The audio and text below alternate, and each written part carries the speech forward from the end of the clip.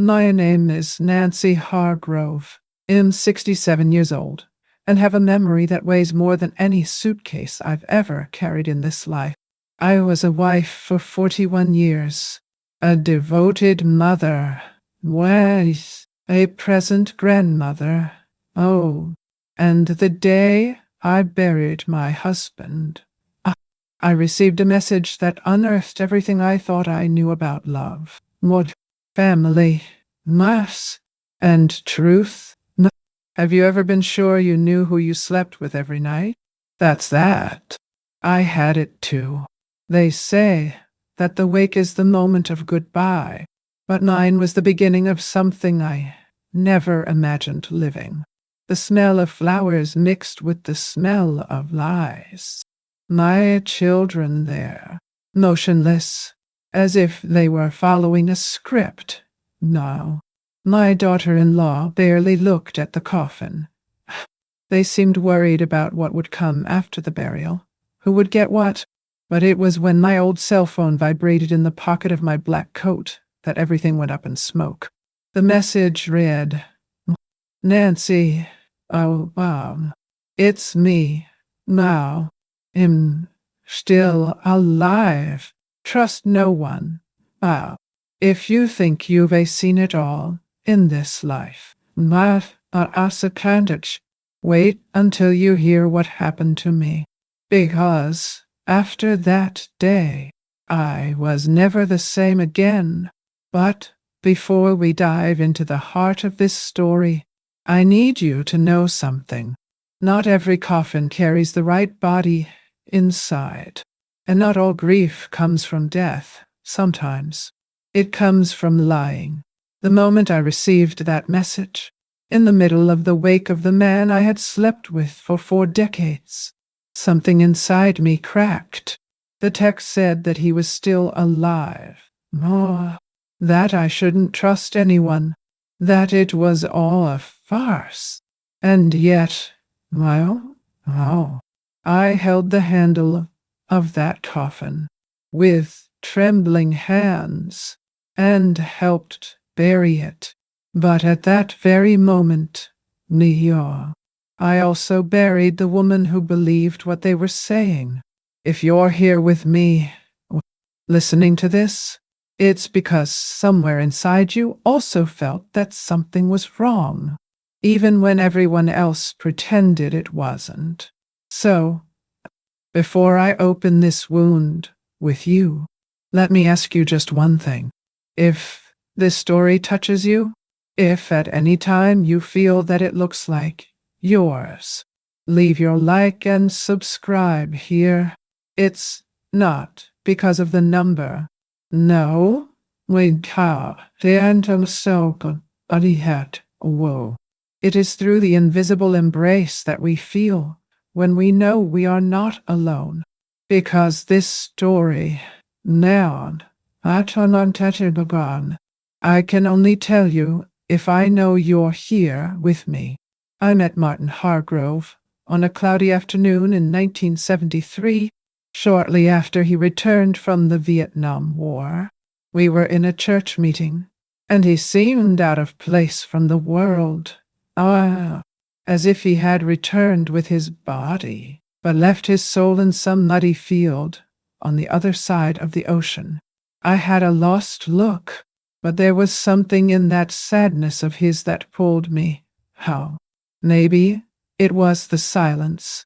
Maybe it was the way he spoke little, but looked at it as if he wanted to say a lot. We got married 6 months later, without much fanfare. Martin was a difficult man to read, but I thought that in time he would soften. And in a way, it softened, with me. He was always kind. He worked a lot, first in a car shop with his brother, then as a janitor at a school. He never hit me. He never yelled at me. But also, he never really let me into his world.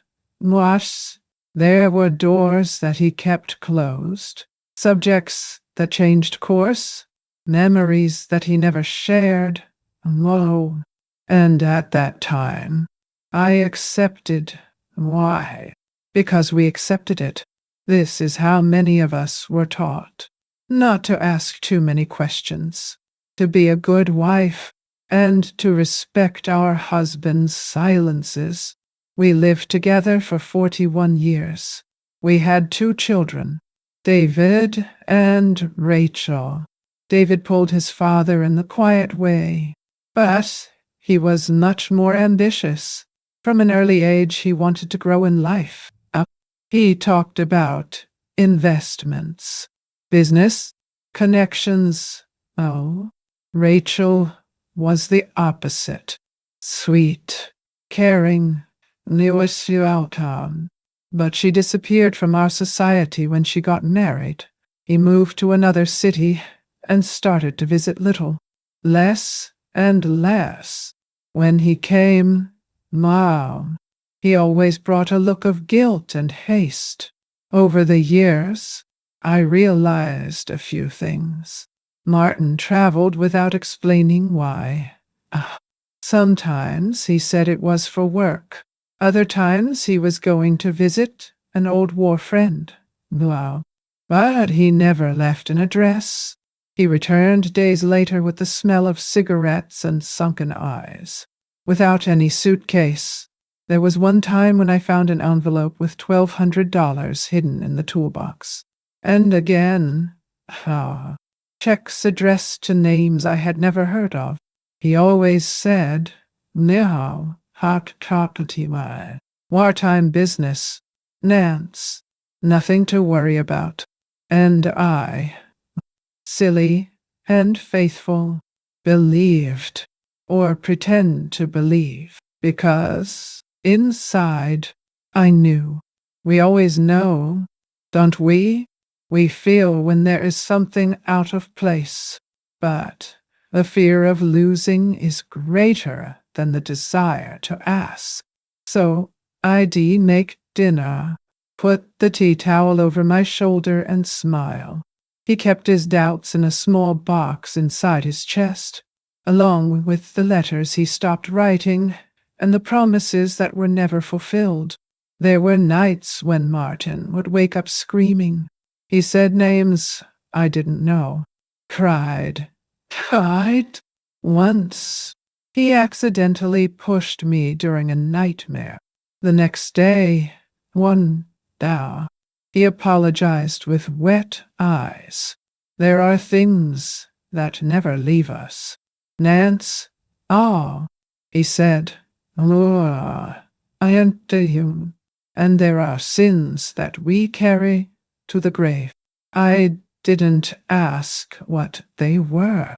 I just hugged him, because at that time, that was what love was, pretending you didn't see it, so as not to make the other bleed more. Audience servants, how would come.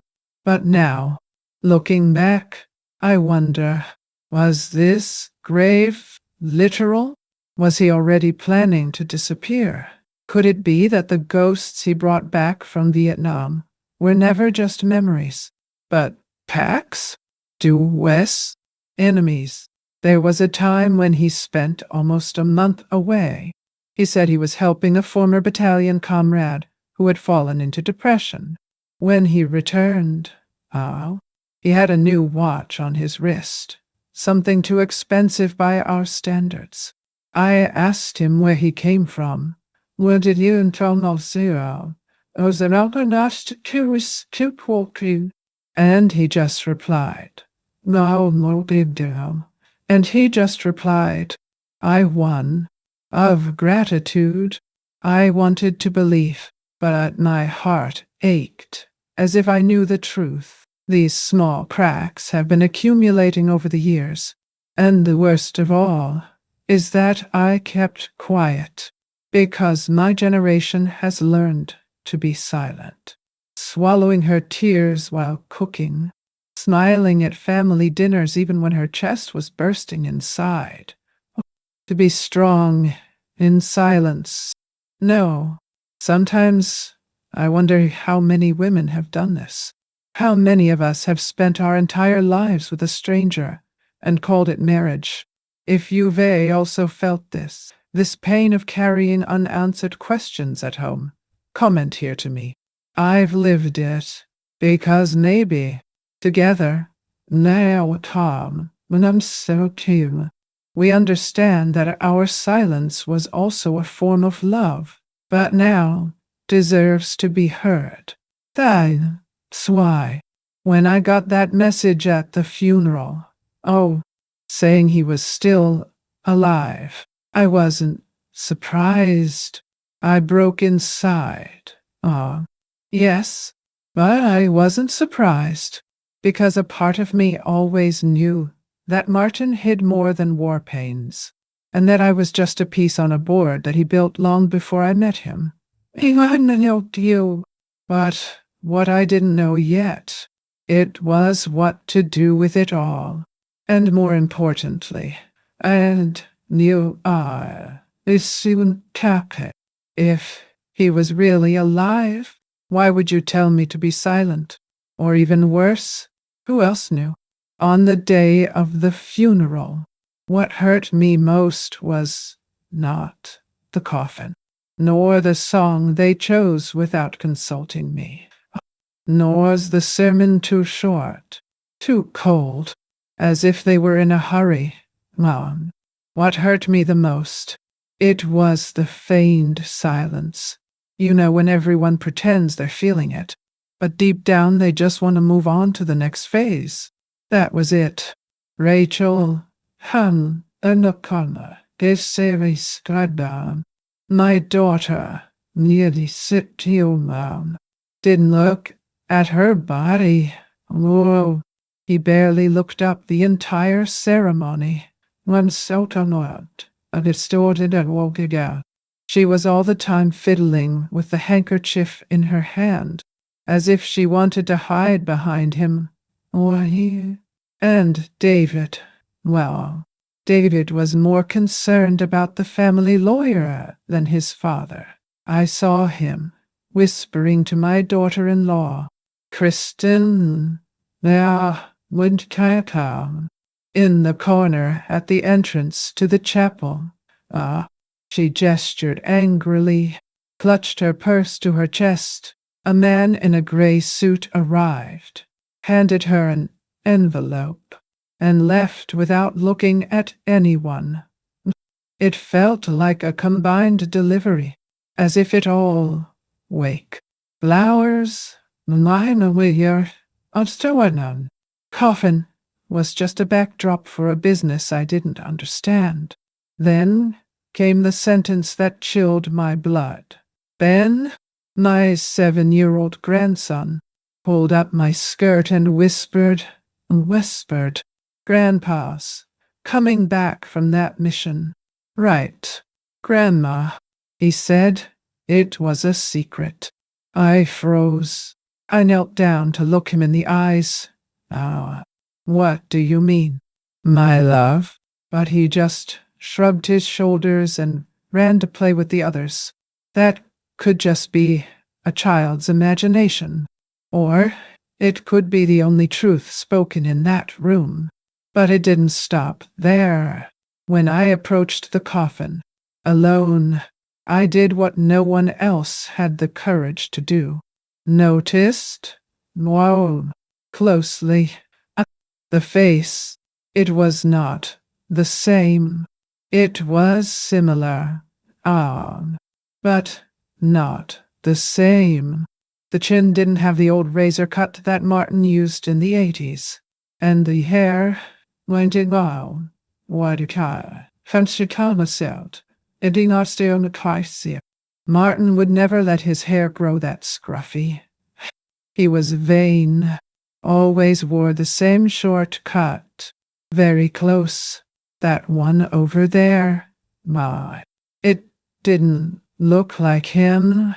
And it wasn't just the appearance. It was the feeling. It was as if I was looking at a stranger, dressed in the clothes of the man I once loved. At the time of this sermon, No. The priest, who barely knew the family, read a biblical text about redemption and, out of nowhere, said, Laos Hang Muyidhira, and may James Callahan rest in peace. James Callahan. That name was never said in my house. It was never in our documents. It was never part of the story they told me. I looked around. Waiting for someone to react, but no one did anything. Rachel bit her lip. David fiddled with his watch, and I froze inside. More. Because at that moment, I had the first certainty that that funeral was not just the end of life. It was the beginning of a much bigger secret.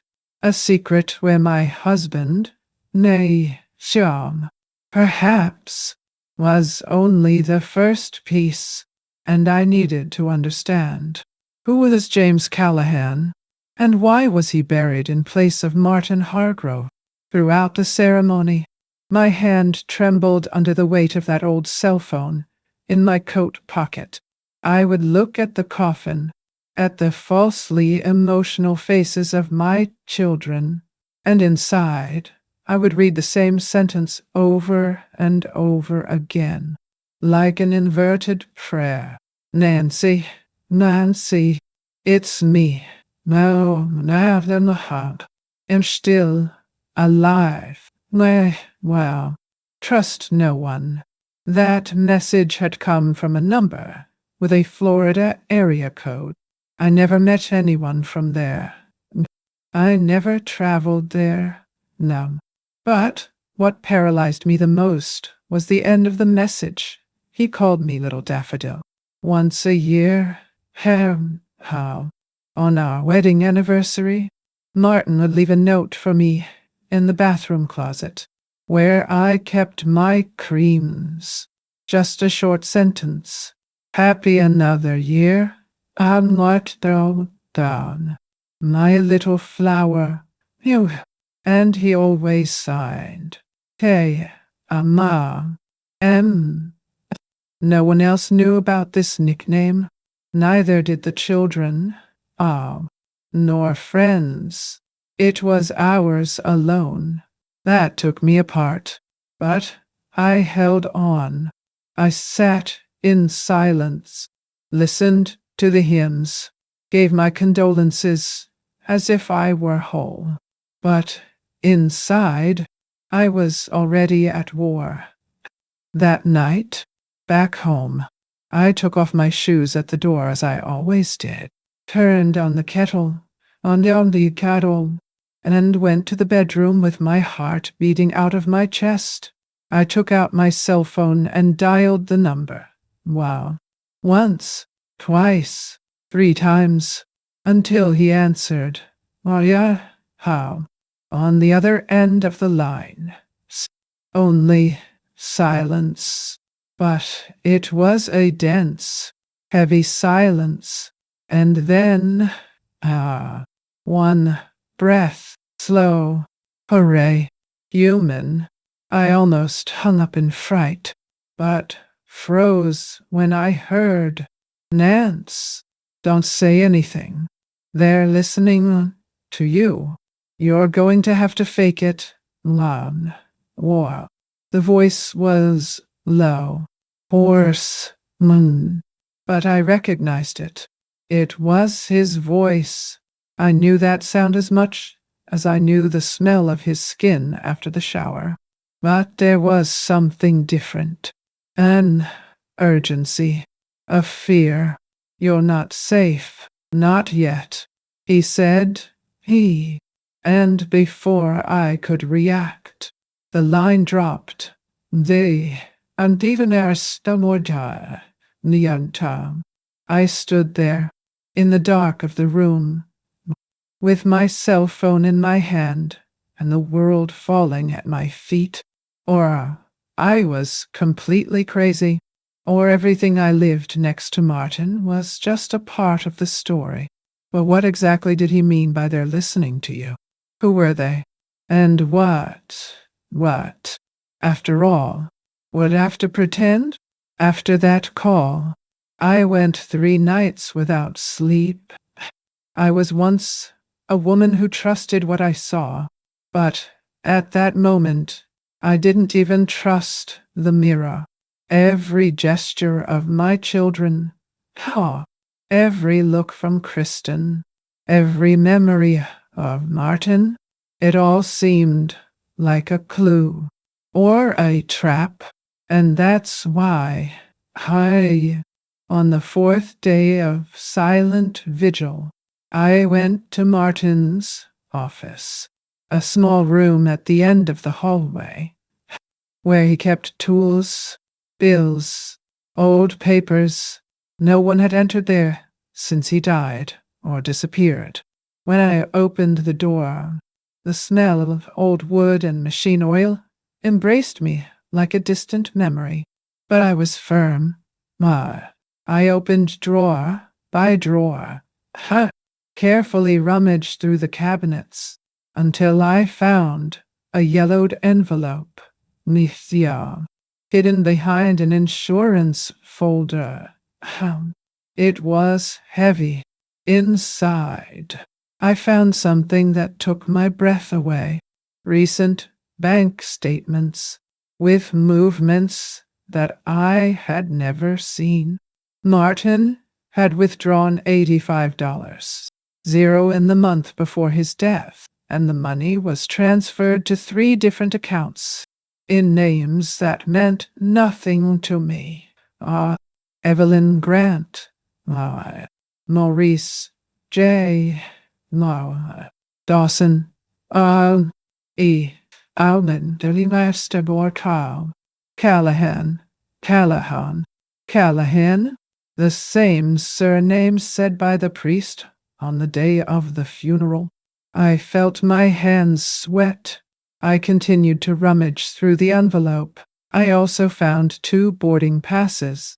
One, dated for a week before the supposed death. Destination, when let Copa near so assured Miami.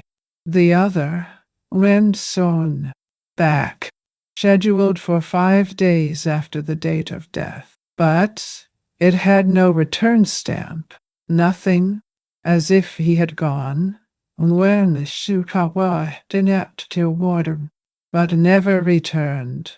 No, yeah. Or else he had stayed there. Why would Martin go to Miami? What did he have with these people? And why would I hide it from me? I closed the envelope and hid it in my mother's sewing box, which to this day no one dares to touch.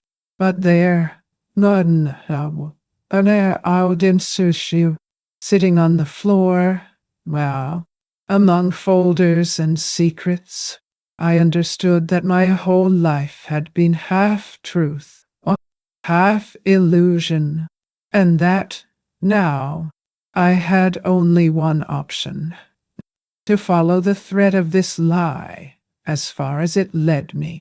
In here, opening my heart, telling everything I carry inside as someone who turns the inside of a soul. If you're listening to me, leave a like on this video and subscribe to the channel, because there's still a lot to tell you. A lot of things that were locked up for years. But now he needs to leave, because if even the bank statements lie, who else inside my own house would be lying too? That afternoon, the sky was heavy, and so was I. From the night of the call, my whole body seemed to carry the weight of something that still had no name. I needed to breathe, to distract myself. So I went down to the basement to get an old blanket from my mother. But what I found there was much more than fabric. Rummaging through cardboard boxes and forgotten memories, I came across an object that I no longer remembered existed. The old digital photo frame that David gave me about 7 years ago. I know. He had said that it was technology for you not to forget the past. It almost never worked right. But when I picked up the device, I noticed something I had never noticed before. There was a memory card stuck in the side. My heart beat faster. I went upstairs with the photo frame in my hands and, with trembling fingers, plugged it into Martin's old notebook. Yes, he said it. It took a while to load, but when the images started to appear, my world stopped. First, there were old photos of young people, of the birth of the boys, but then a sequence appeared with the date set, July 14th, 2 weeks before the official date of death. And there, in Q, stamped on the canvas, was the image that turned my floor upside down. Martin, my Martin, alive, sitting on a boat, in light shorts and blue shirt, toasting with a glass of whiskey in his hand.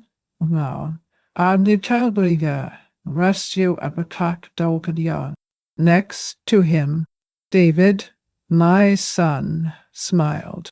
And on the other side, now, a man I had never seen, Moreno Nauskaya, when you got Kanasakan, with a large watch and the expression of someone who knew too much. But what really gave me goosebumps was what was in the background of the image. The pier in Key West, Florida, near Cabo, a tourist place full of white boats, and very, very far from Staunton. Anastas Martin was there, standing when his sister, smiling, yan on my sitting out, Nached Octocan, raising his glass as if celebrating some victory. Well, I should hear so. It seemed healthy, strong. None of that matched the story they told me. They said he had a massive attack at home, alone. They said that when they arrived, he was no longer breathing. They said that the body was found lying in the office. They said you couldn't see the face properly. That's why the coffin had been sealed. The one who saw the body was David. Only him. How? At the time, I accepted. I was so shaken, so devastated, that I didn't ask. I didn't ask to see it. Now, yes, I felt like an idiot, a deceived idiot inside her own house. I turned off the light in the room, sat in the armchair,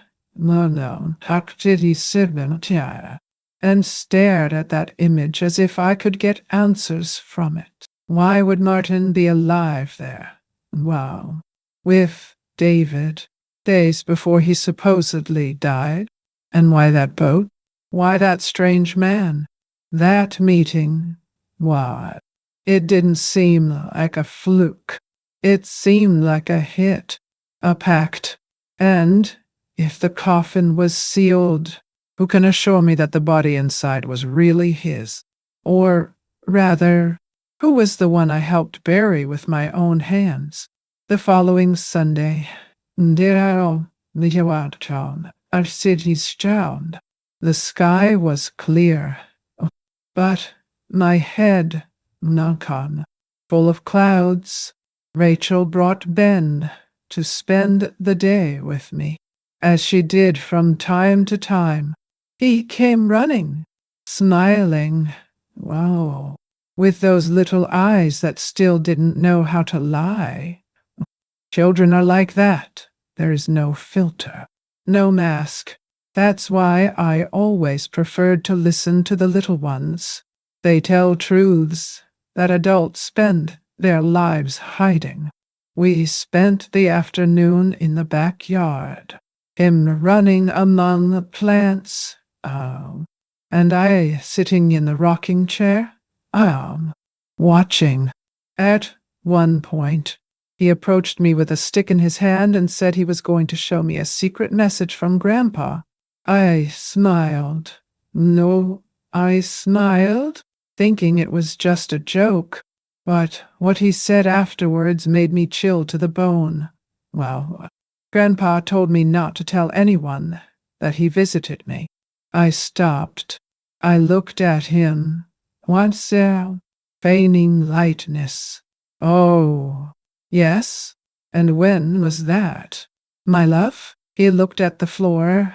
Come down. Embarrassed. Ow. I can't talk. He said it was a secret. But his fine. When I'm talking, he's uncertain and changed down. He gave me a hidden chocolate and said you would understand. I stroked his hair slowly. Now, trying not to let my racing heart come out of my mouth. That's right, dear. You can trust Grandma? And he left, light, as if he had spoken of a dream. But I knew it wasn't. Ben didn't invent like that. And Martin always had this habit of giving chocolate in secret. Even when I said it ruined dinner, it haunted me for the rest of the day. When Rachel came to pick him up, I calmly asked how the week had been. She said that Ben had stayed 2 days with his father, who traveled for work, and that she took the opportunity to visit a friend in Charlottesville. I asked where the father had taken the boy. She hesitated. No. Oh, I don't really know. He said something about Cabana. Lake. No. Fishing.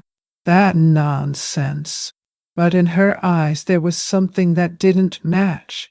When she left, I called the school. I told him that I needed to confirm some details of the weekend for the photo album. The principal said, one, unaware that she was punching me in the chest, that Ben had missed Friday and Monday. His mother warned him that he would be traveling with his father. Everything recorded, but when I asked the destination, silence. Nobody knew. It only said, family trip. Now, that's when it hit me. Martin had been with my grandson. Personally, it was not an illusion. It was not a hallucination of mine. He was alive, somewhere, hiding, infiltrating, and talking to the only person who still blindly trusted him, a 7-year-old child. It is strange to think that sometimes it is in the midst of innocence that the truth comes whole, and when it comes, there is no longer any way to pretend that you did not see it. I'm telling you this now, Pine, with my heart beating faster than when I was in my early 20s. Because, look, what's still to come. It's the kind of thing you can only believe when you listen to the end. Because what happened after that revelation changed everything I knew about my children. Because, deep down, the question that started to hammer in my head was another. If Martin could show up for my grandson, did he also appear to someone else in the family? And, most importantly, who is helping him hide? That night, I already had the kettle on fire when I heard David's truck entering the garage. He didn't tell him he was coming. He didn't even knock on the door anymore. He used the key he had since he was a teenager, as if the house was still his. He entered, smiling, oh, wow, carrying a paper bag with Chinese food and a bottle of cheap wine. She gave me a kiss on the forehead and said, "Ah, Mom, you don't have to worry about anything anymore. Soon everything will be easier for you." That gave me goosebumps. It was the kind of sentence that seems consolation, but that hides control. I smiled. I thanked him. Okay. Ate with him as if everything was normal. But inside, I counted the seconds for him to leave. When he left, I started to collect the dishes and went to the room to organize some papers. That's when I noticed the wooden closet where I kept my old copies of documents was unlocked. I always left it with a key, always. But now it was ajar. Some portfolios had been moved. I recognized the way I put the labels, and someone had messed it up. My hands started sweating, and I closed it right away. I walked slowly around the house, turned off the lights, and tried to forget. But that same morning, I got up to drink water and noticed the garage light on. The back door was unlocked. There was no wind up. There were no animals, and no one else lived there with me. I went back to my room and locked the door for the first time in 41 years. I sat on the bed, took the kitchen knife I had taken hidden, a small one of those for cutting vegetables, and left it next to the pillow. From that night on, I slept with one eye open, because the fear that was once just a whisper has become a presence. And it wasn't fear. No, it was fear of what David knew, fear of what he wanted, afraid of what he thought I could still find out, and worst, knew, fear of being right. Because when we start to realize that we are being treated as an obstacle, it's because they're already thinking about getting us out of the way. Sometimes the greatest danger does not come from the unknown. It comes from those we raised, fed, and swore to know. You know, there are days when I look at all this and think, how can a child get to this point?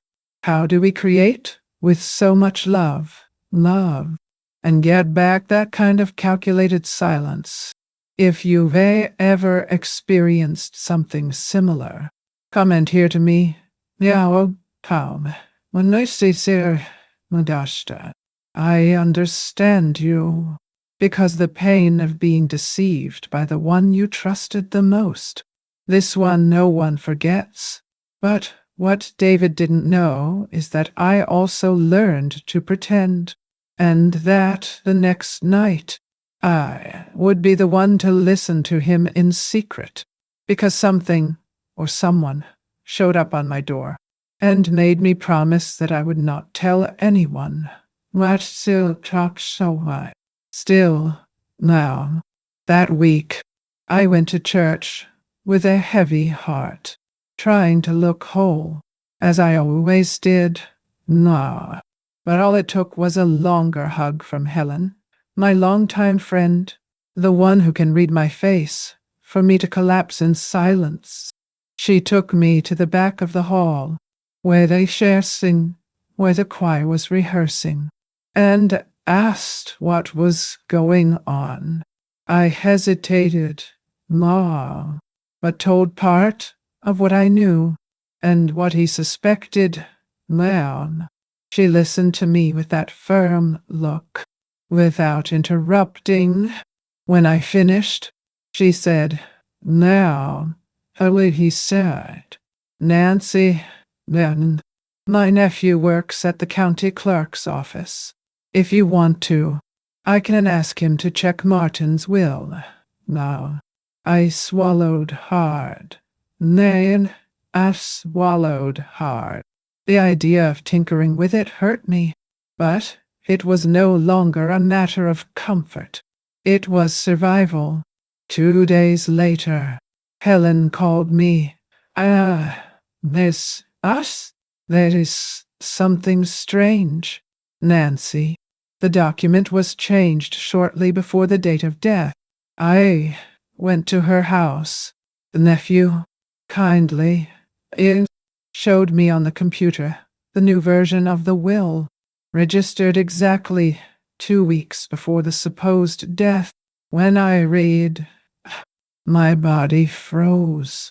Martin, Niraya, House, the man with whom I had shared my entire life, had left me only 20% of the assets.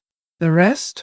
It went to David and to a certain Callahan Trust, a foundation registered in Florida, in the name of someone with the last name that I first heard in the mouth of a priest on the day of the burial. Callahan.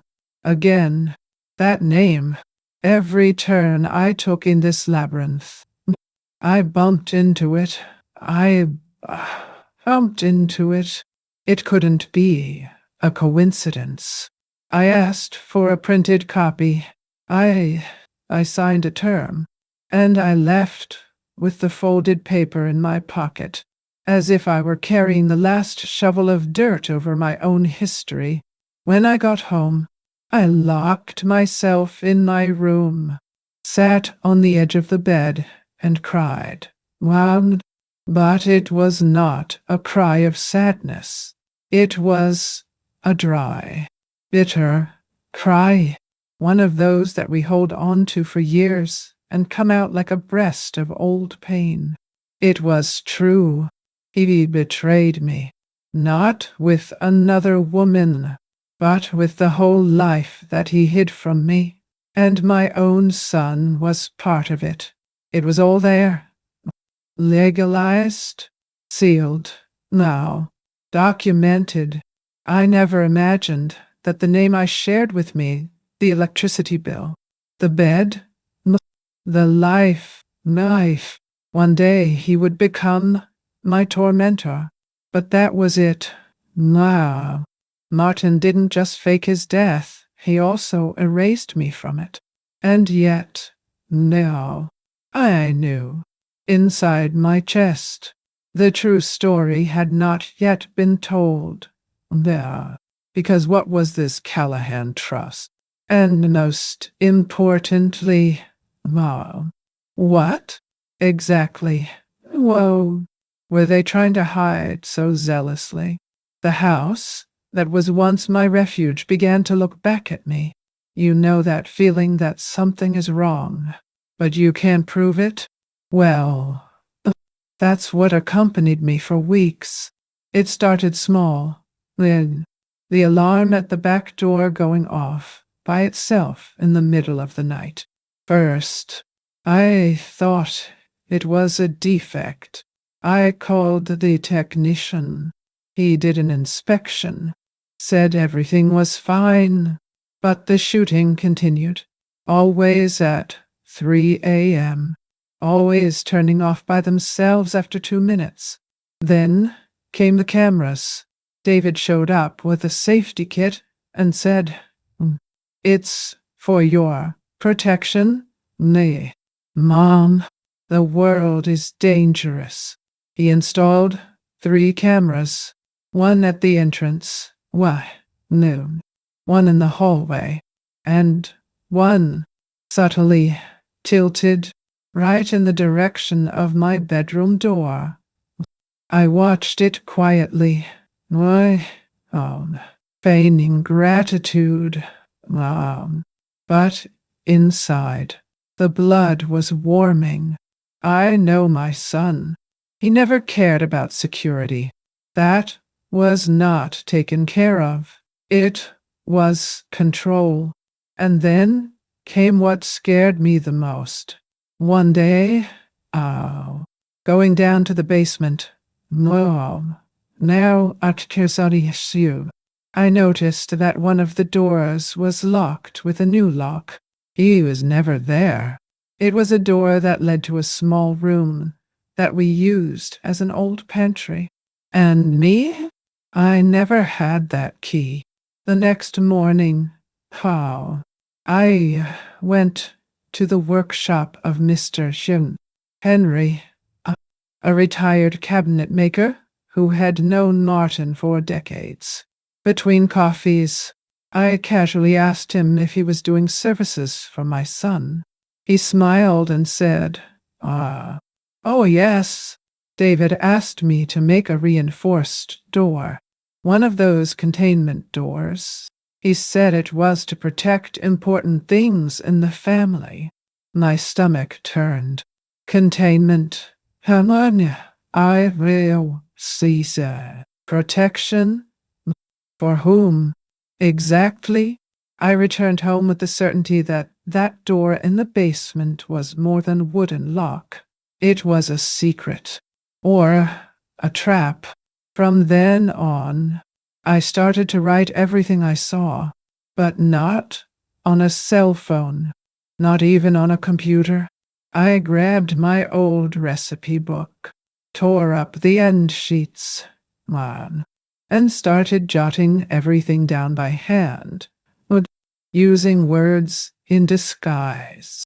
Instead of camera, he wrote glass eye. Instead of David, he put D2. That's how I protected myself. Because when you realize they're trying to drive you crazy, you learn to hide even from yourself. If this piece of my life can become a mirror or a hug for someone, will it help me to carry it forward? Like and subscribe here to the channel. It makes more difference than you think. Sometimes, all we need is to feel that someone believes what we saw, or in what we felt. Why? Because, at that time, I was no longer sure if getting out of this story alive would be possible. But one thing was certain. The next day, I was going to try to open that door. And what was behind her knew either it would free me or it would destroy me. The morning was gray, winter, with that biting wind typical of the Virginia fall. When I put on my most discreet coat, grabbed the fabric bag with the hidden papers, and went to the city, I went by taxi. I didn't want to use the family car. I didn't want anyone to see me. Oh, my destination, the home of George McClintock. A retired lawyer who had been Martin's friend in the old days. One of the few men whom, even with everything, I could still trust. George lived in an old house, full of books, with the smell of wood and history. When he saw me at the door, he smiled in surprise. But it was enough to look at my face to understand that this was not just any coffee. We sat in the back room. I took out of my bag the papers I got from the notary's office, the printed photos I took from the memory card, and the sheet where I wrote down the bank transfers with the names that appeared on the statements. He read everything carefully, without saying a word. When he got to the part of the will and saw the name, Callahan Trust, he dropped the papers on his lap and rubbed his face. Nancy, that name, Callahan, it's not strange just for you. In the 80s, I followed a case involving an ex-military man named Edward Callahan. He was investigated for insurance fraud. Now, Kabisoki, illegal movement of funds and connection to a group of disappearances covered up by false deaths in conflict zones. I ran out of breath. Do you think you have connection with Martin? George looked at me seriously. Oh, if there is, This is bigger than it looks. He directed me firmly. Well, you can't confront anyone right now. Not David. No. Not Rachel. Much less Kristen. Neo. They can be up to their necks in the brain without even knowing who they are dealing with. What you have in your hands, it's a ticking time bomb. The good news is that now you know. No. And if he knows how to play, he can still turn this game around. I left his house with a strange relief. It was as if, after so much walking in the dark, I had found a flashlight. Small, but lit.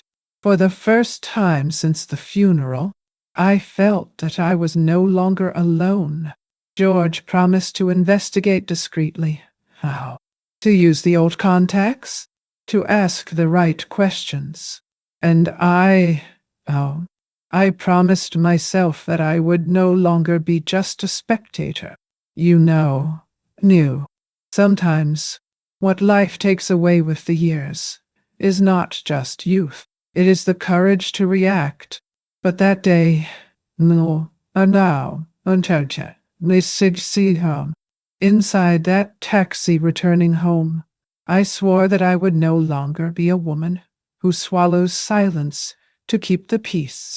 Because what's next will show that even the best armed forget to look where they least expect it. An old woman who still has eyes, memory, and thirst for truth. But what George discovered days later, it made me realize that the hole was deeper than anything I had imagined. Do you have any idea who Edward Callahan really was? Because I found out. And when I found out, my faith in justice almost collapsed. It was on a rainy morning, one of those that make the house seem even emptier, that I decided to face what I had avoided for weeks. Martin's old laptop. It was stored in the top closet, along with some toolboxes and income tax folders. When I turned it on, I thought it wouldn't even work, but the screen lit up slowly. She was calm, as if it was also tired of hiding so much. It was an old machine, without a password, but with that confusing interface that only he knew how to use. I stood there poking around, looking at files, trying to understand where he hid what really mattered. And that's when I found it. A folder with the name, old letters, where there was nothing, at least, apparently. But in the email app, inside the drafts tab, there was a single message saved. No recipient, no subject, and without an exact date of creation. My finger trembled as I clicked. It was a letter. Writing by Martin. Wedistano Lisira. A long, sincere text.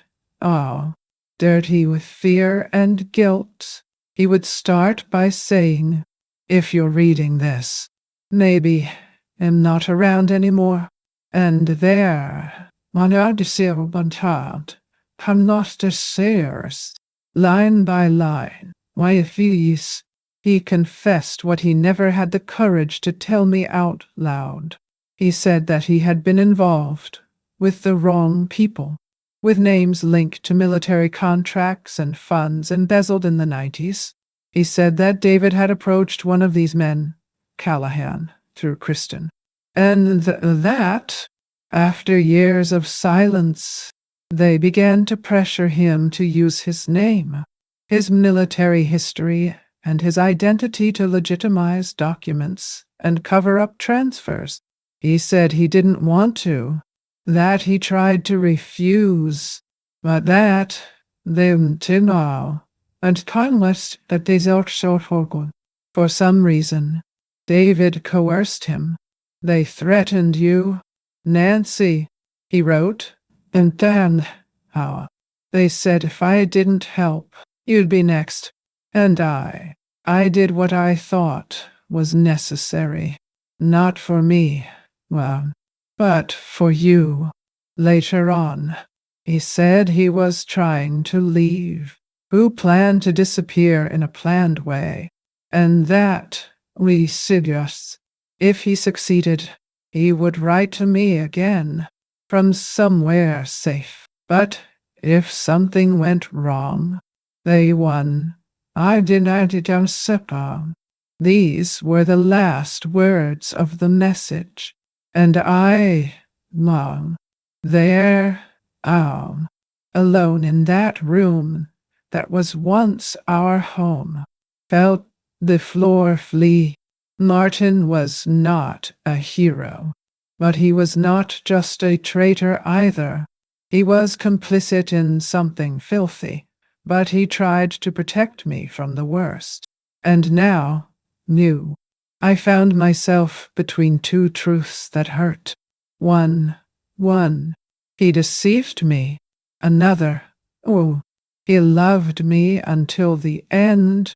I closed the laptop carefully, as if it were a grave. I stared out the window, watching the drops fall on the glass, and I thought about everything I experienced with that man. In the smile he gave when he ate apple pie on lazy Sunday mornings, in the whispered words on difficult nights. Some memories have this power to hurt and console us at the same time. It's strange how memories can be knives and bandages. If you, on the other side, also have a memory that never left you, share with me in the comments. Sometimes, hearing that someone has gone through something similar is all we need to move on another day. Because after that email, one thing became clear to me. If Martin tried to protect me, well, it is because what lay ahead was even darker. And the next day, someone knocked on my door with an envelope, and the name of the one who sent it made me lose my breath. Rachel showed up on any given afternoon. How? With a lemon cake in her hands, and that smile that I hadn't really seen in years. Mom, I thought of you. I decided to stop by. I didn't suspect anything, or maybe I didn't want to. She stayed for dinner, now washed the dishes, helped me arrange the medicines in the week's box, and for a brief moment, I wanted to believe that maybe, just maybe, there was still something left of that sweet girl who once slept on my lap. At night, I went to bed earlier. I said that fatigue had overcome me, but the truth is that I needed to think. As I pretended to sleep, I heard the faint sound of her footsteps down the hallway. The soft creaking of the floor warned me that she was very close to my room. It was then that I heard the low voice. It was not prayer. It was talk. On your cell phone? No. Her speech was clear. What? Muffled only by her effort not to be heard. She's already old. It won't last long. It's just another time. My body froze. I felt my throat close. I stood up, silently, barefoot, and against the door with my ear attentive. Wow. What came after went through me like a knife. We've already done it with Dad. Miss you. It won't be difficult with her. At that moment, the heart broke in a place that I don't know if it will ever fix. But I didn't make any noise. I went back to bed, grabbed the portable tape recorder I hide in the drawer, an old gift from Martin, ironically, and left it on there, leaning against the door. I recorded everything, every word. When she left the next day, she hugged me and said, sorry to be so far away. Oh, Mom. I just smiled, nil, without answering. I closed the door and leaned my back against it, sliding to the floor. And there I cried. But it wasn't the crying of those who lose. It was the cry of those who finally accept it. Because from that moment on, I knew I was no longer Rachel's mother. Neither is Martin's wife, nor the housewife who waited for people to come back. I was just Nancy. And Nancy who was crying there. It was also Nancy who was going to get up because when even the love of children turns to poison, what we are left with is dignity. That's it. My daughter, now. No one takes it from a woman who has lost everything. And you know the cruelest. That same morning, I received a call from an unknown number. I answered, with bated breath, and I heard, for the first time in weeks, a voice I swore I would never hear again. Nancy, they know you know. Now, you need to get out of there. I spent the next few days in complete silence. He didn't answer phone calls. He didn't answer messages. He didn't go to church. He didn't even show up at the corner market. The curtains remained closed, but inside the house, inside me, something was lit up. The pain no longer paralyzed me.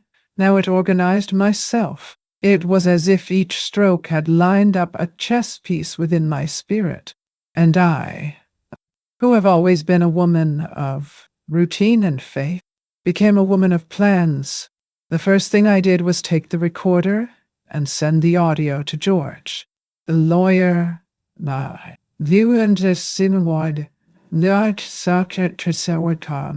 I didn't comment on the body of the email. I just wrote, they buried me alive. But I still breathe. In parallel, I started studying. It may seem absurd. But I enrolled in an online course on cryptography and digital security. I had to protect my files, my tracks, my truth. I learned how to create hidden folders, how to use anonymous browsers, how to send encrypted emails. It was like learning a new language at the age of 72, but I was surprised by the strength that dwells in those who have nothing left to lose. Then I got in touch with a former student of mine, now an information technology specialist, who helped me create a fake digital identity. Discreet, ethical, but smart. I used my mother's maiden name, with a changed date of birth, and a completely anonymous email to keep in touch with George. Meanwhile, I went to the bank with all the composure in the world and asked, as if I wanted nothing, about the procedures for changing beneficiaries in joint accounts. I heard everything. I wrote everything down. But I haven't changed anything yet. I needed the right moment. I also started to organize the papers in the house. I did a simulation of selling the property online. Without a subscription, just to see how much it would be worth if it was put on the market immediately. I kept the answer, because if everything went wrong, at least I would know what to expect. And, finally, prayed, but not like before. I did not ask for salvation. I asked for clarity, wisdom, a thread of light among so many knots. I wasn't going to call the police, because all that was already bigger than sirens. It was a conspiracy woven with invisible lines, and against that, there is only one remedy: time, union, and the patience of someone who has waited for almost everything in this life. You know, oh, sometimes I think maybe that's what getting old is: losing your haste. And, Madian, Dianotar, Adesidio, with it, gain a new kind of courage. Not Masodeyan, the kind that doesn't scream, that does not react, that calculates and wait. But what I didn't expect was that, at the end of that week, when I opened my mailbox, I would find an envelope without a sender, with a photo inside, and a handwritten caption that read, "One has still in Key West." I prepared that lunch as someone who prepares a silent farewell. I cleaned every corner of the house, chose the white tablecloth that Martin liked, made Kristen's eggplant lasagna, Ben's chocolate cake, David's favorite salad, and left the most beautiful dishes on the table, all with a calm that might even be frightening if anyone paid attention. They arrived around noon. Warm hugs, rehearsed smiles, words thrown in the air as if trying to look like family, but without a soul. Rachel brought flowers. Nanny. Kristen came in expensive wine. David called me Mommy, like he hadn't done since I was a teenager. I smiled. No Tanokana. I smiled. Thanks. Started a conversation with the grandchildren. On the outside, now, she was the same Nancy as always. Inside, no. Every gesture was goodbye. When we sat down at the table, I said a prayer. I asked aloud for the truth to live in that house again. No one understood the weight of those words. And then she, between one toast and another, how did you to watch us? I got up and grabbed a little wooden box from the sideboard. Inside, there were 4 envelopes. I gave one to each one.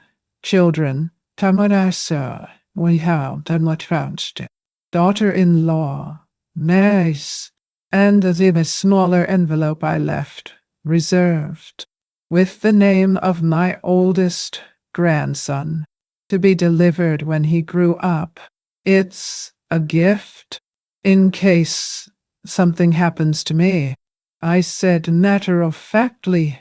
No, town, as if it were a joke. They laughed, made fun, and put the envelopes in their purses and pockets as if they were birthday cards. No one there suspected what it contained, and I didn't tell them, because time would do this job for me. When they left, I said goodbye at the door with a light hug. He said he loved them, and at that moment, I didn't lie. I love it to this day. But loving is not the same as trusting.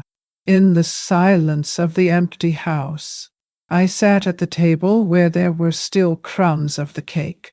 I closed my eyes and took a deep breath, because each envelope contained copies of everything I found. The statements of the phantom accounts, Martin's email, the audio of Rachel in the hallway, and the photos of the marina, the copy of the doctored will, and, finally, a handwritten letter, on old stationery, in my firm and simple handwriting.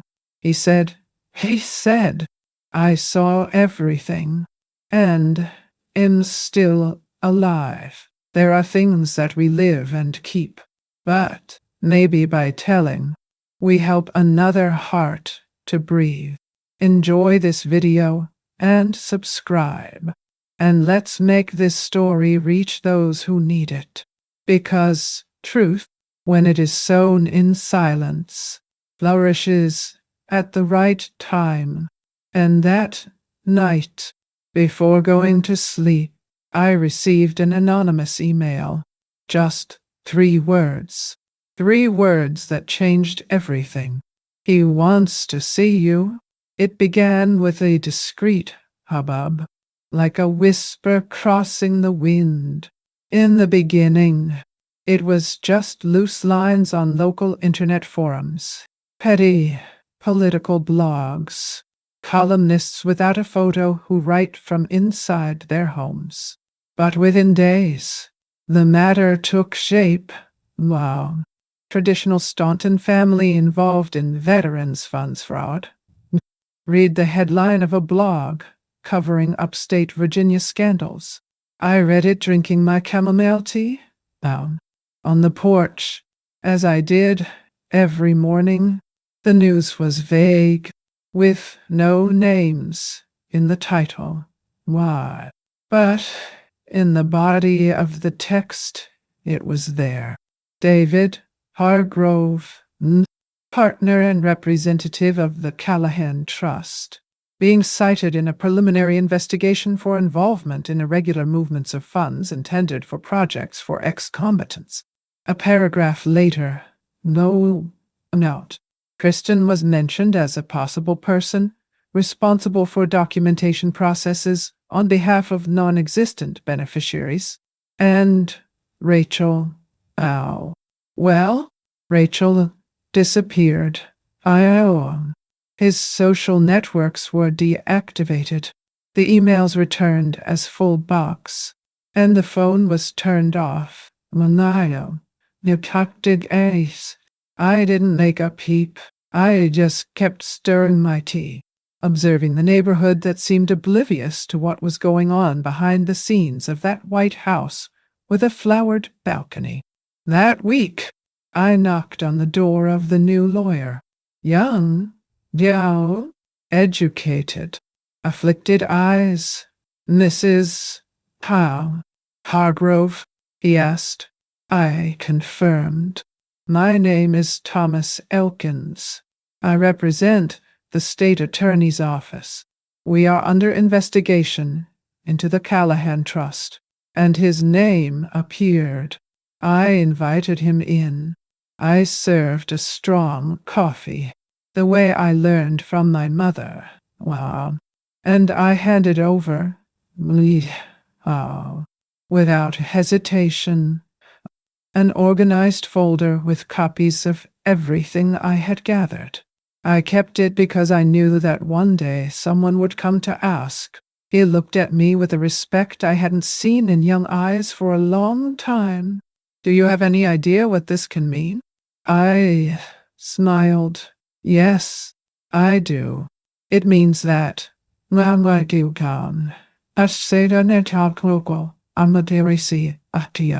perhaps time has given me back something I thought I had lost. The truth. It was there that I realized that Nan, silent as I always was working.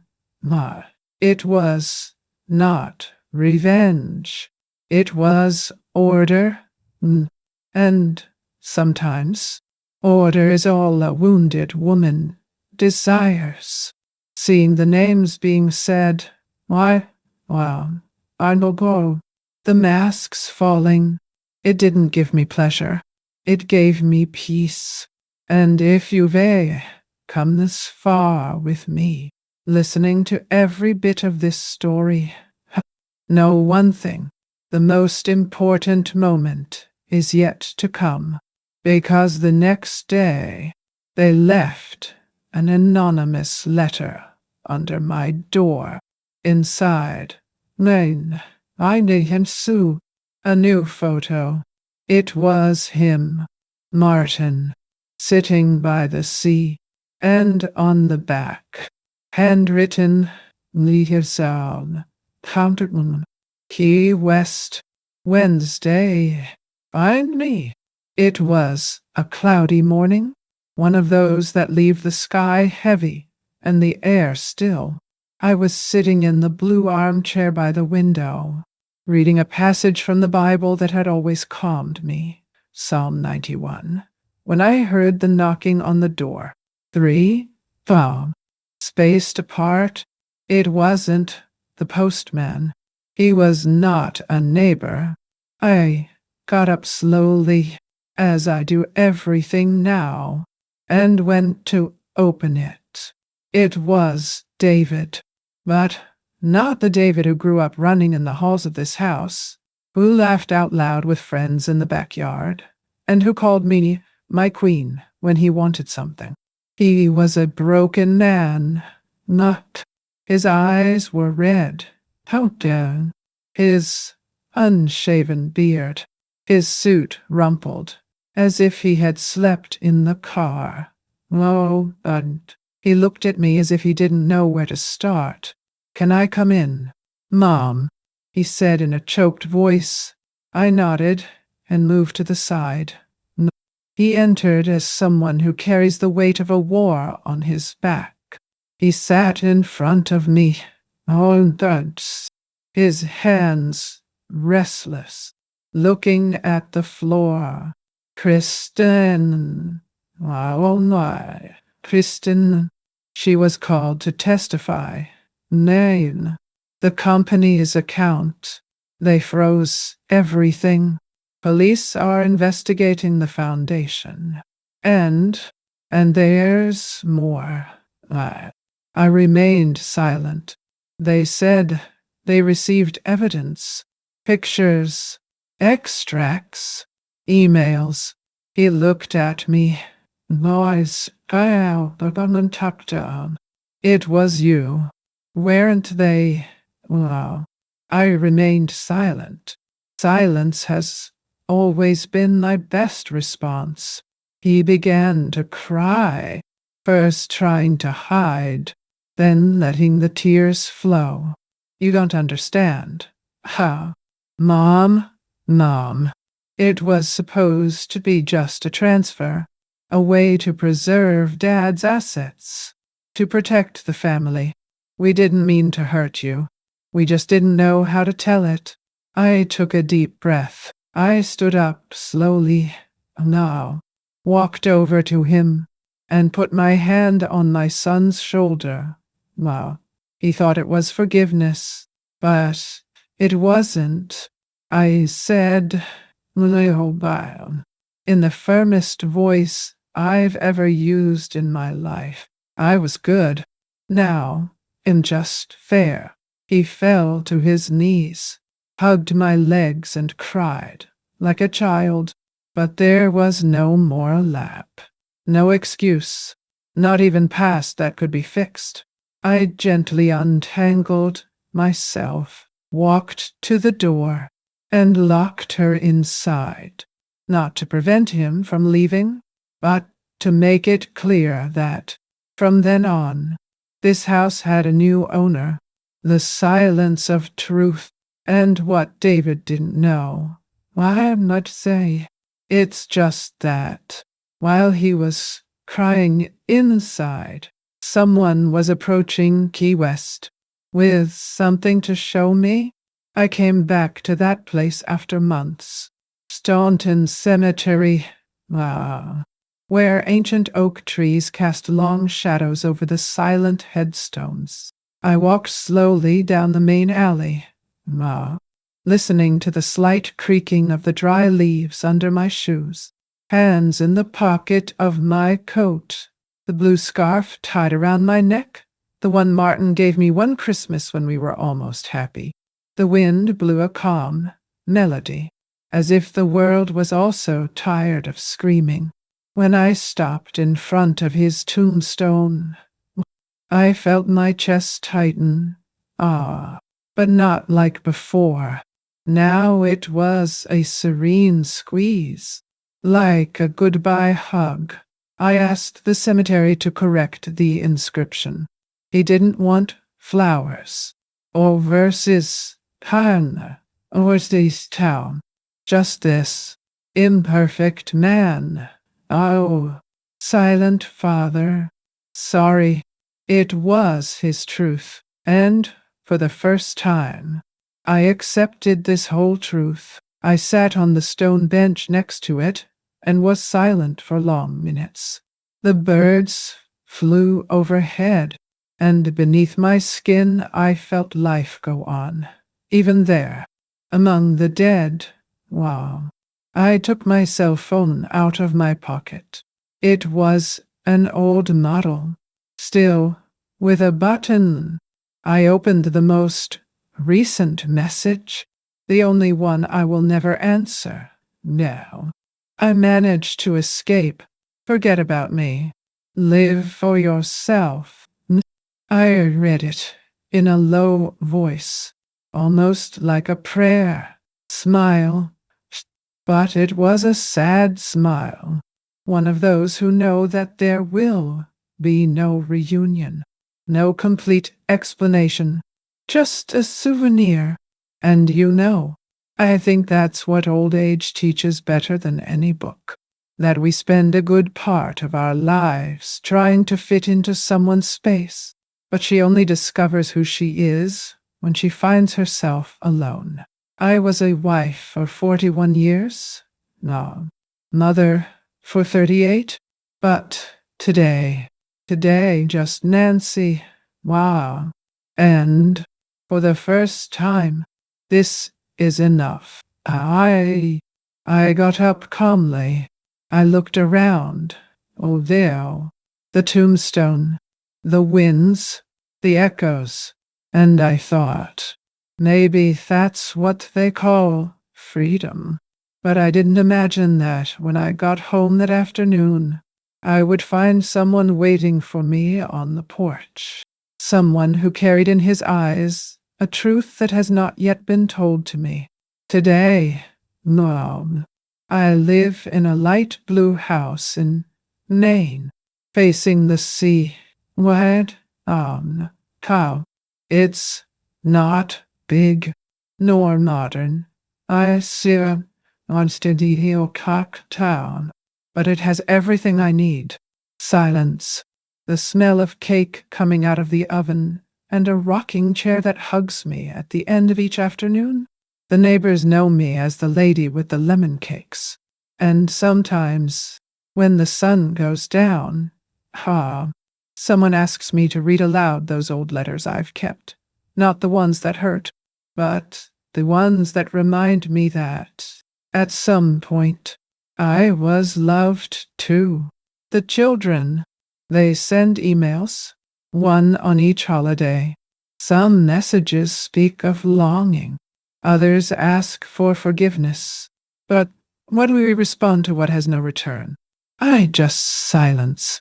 I don't wish harm to anyone.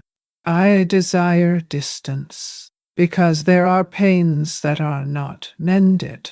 They are only respected. And that was mine. I know your silvergentle was mine. For years, I was grounded. I was the foundation. I was the one who waited, the one who swallowed, the one who forgave before being asked. Today, I am wind. I am wind. And the wind does not get stuck. I was betrayed. I was forgotten. But today, I am free. And perhaps, if you ask me what all this has taught me, I would say, I would say that time does not give back what is taken from us, but teaches us to live without. It teaches you to be whole, even after being broken. Oh. And the most beautiful truth I have learned is this: dignity is silence that refuses to scream. If you have accompanied me this far, I want to thank you with an open heart. Thank you for listening to this part of my life, so intimate, so full of stored pain. What if this story touched your heart? Leave a like. It is like a hug that reminds me that it was worth telling. And if you want to come back for another coffee, subscribe here to the channel. There's always a little corner for you. Tell me in the comments where you are listening to me.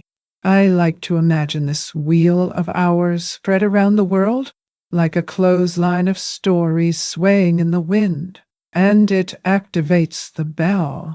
See? That way you don't lose when the coffee is brewed again. Don't go away yet. Listen to the next true story that will appear on the screen. Always remember, with Chow, and our lesson child.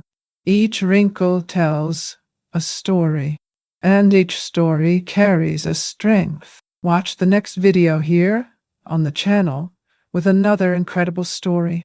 Description: at her husband's funeral, a woman receives an impossible message. Im still, all tired. Heiß?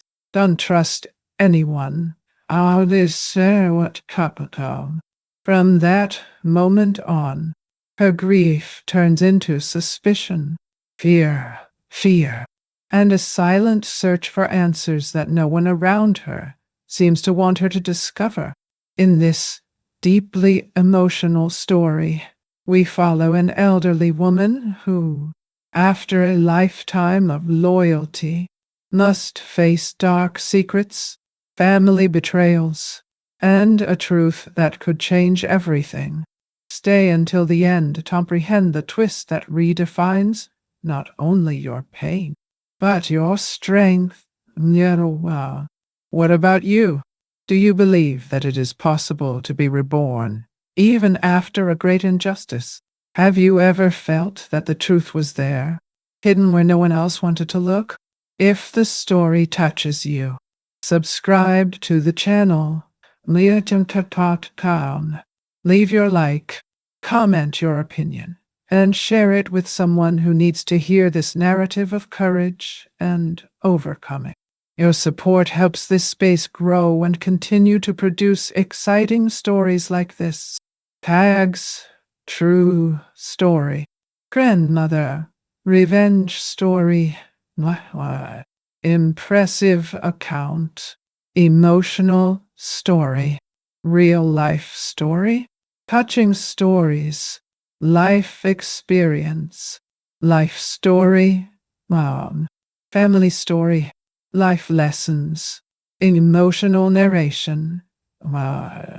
On top of the chapter is a contagion, moving story, inner strength, real testimony, grandmother story, now to know, old woman's true story, family mystery, family betrayal, Lorden, Auteste, Mosai Kaki, psychological drama, stories narrated by elderly woman, stories of overcoming, mystery stories, stories of emotional justice, first person narrative.